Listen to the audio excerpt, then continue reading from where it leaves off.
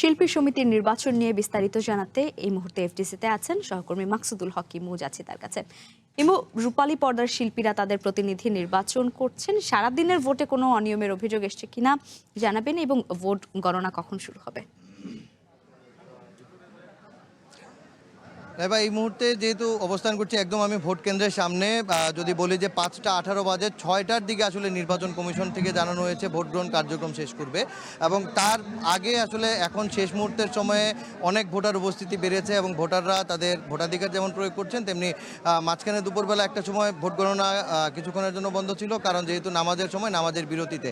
সেই ক্ষেত্রে ওই সময় একটা ছোট্ট ঘটনা হয় যে দুজন প্রার্থীর একজন ক্যান্ডিডেটের দুজন লোক ভেতরে ছিলেন, তারা সেখানে একটু আটকা পড়েছিলেন। সেটা নিয়ে কিছুক্ষণ সময় বিভ্রান্তি থাকার পর পরবর্তীতে সেটা নির্বাচন কমিশনের মধ্যস্থতায় সেটা কিন্তু আসলে দুই পক্ষই মেনে নেয় এবং সেটা নিয়ে আসলে কোনো রকমের সমস্যা তৈরি হয়নি। তবে আমি যদি আপনাদের একটু দেখাই যে এই মুহূর্তে আসলে একদম শেষ মুহূর্তের যে অবস্থা, ভোটাররা যেভাবে আসলে উৎসাহিত হয়ে সারাদিন ভোট দেওয়ার জন্য অপেক্ষা করেছেন, শেষ মুহূর্তে এসে কিন্তু অনেকে ভোট দিচ্ছেন।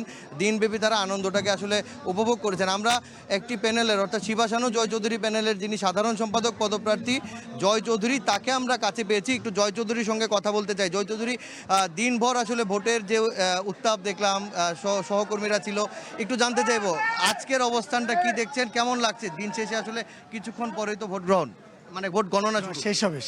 হ্যাঁ। আলহামদুলিল্লাহ, খুব ভালো লাগছে। সব থেকে মজার বিষয় মনে হচ্ছে, আপনি দেখেন এই মাথা থেকে ওই মাথা কী অবস্থা, লোকের কারণ এফডিসিতে এই দৃশ্যটা দেখতেই তো ভালো লাগে। অনেক আমার সম্মানিত ভোটার আছে যাদেরকে এই যে দেখা গেছে 2 বছর পরে দেখা যায় ইলেকশনের দিন। এটা একটা আনন্দের ব্যাপার, এটা এনজয়। যদি জানতে চাই, জয় পরাজয় থাকেই, সেই ক্ষেত্রে নির্বাচনে হাড্ডাহাড্ডি লড়াই হতে পারে, সেই ক্ষেত্রে নিজের ক্ষেত্রে যদি একটু জানতে চাই কতটুকু প্রস্তুতি রেখেছেন আসলে, এবং এখন পর্যন্ত কি অবস্থা দেখছেন? এখন পর্যন্ত প্রস্তুতি বলতে গেলে আমার তো এর আগে কয়েকবার নির্বাচন করেছি, সো নির্বাচনটা কিভাবে করতে হয় মোটামুটি কিছু একটা শিখেছি আর কি। ওই রুটিনেই আর কি কাজ করছে। এখন বাকিটা আমার মেম্বাররা, তারা আমাকে ভালোবেসে দাঁড়া করিয়েছে, তারা এর আগেও আমাকে ভালোবেসে পাশ করিয়েছিল। সো এবার যখন ভোট গণনা শেষ হবে তখনই অ্যাকচুয়ালি বুঝতে পারবো যে আমাকে কতটুকু ভালোবাসে সবাই। অসংখ্য ধন্যবাদ। ব্যস্ততার মধ্যে হয়তো আছেন, আপনার জন্য শুভকামনা হলো, আপনার প্যানেলের জন্য শুভকামনা।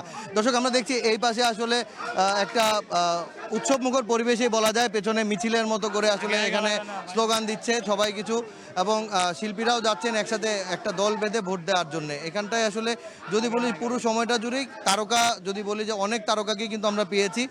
আমরা দেখেছি সোহেল রানার মতো গুণী অভিনেতা যেমন এখানে এসেছেন, আমরা খসরু সাহেবের মতো গুণী অভিনেতাকে দেখেছি, আমরা এখানে যতক্ষণ সময় আসলে ছিলাম সারাদিনই অনেক প্রবীণ শিল্পীদেরকেও কিন্তু আসলে তাদের ভোটাধিকার প্রয়োগ করতে দেখেছি। সব কিছু মিলিয়ে শিল্পী সমিতির যে পুরো নির্বাচনের আবহ, সেটা যদি বলি যে এখন শেষ মুহূর্তে এসে কিন্তু অনেকখানি জমে উঠেছে, এবং এই যে জমে ওঠার যে বিষয়টি, সেটি আসলে বোঝা যাবে যে সাধারণ ভোটাররা যাদেরকে আসলে ভোট দিয়ে আগামী বছর তাদেরকে 2 বছরের জন্য নির্বাচিত করতে যাচ্ছেন, শেষ আসি কারা আসবেন সেটা হয়তো বা ভোটের ফলাফল গণনার পর আমরা আপনাদেরকে চ্যানেল 1-এর মাধ্যমে জানাতে পারবো।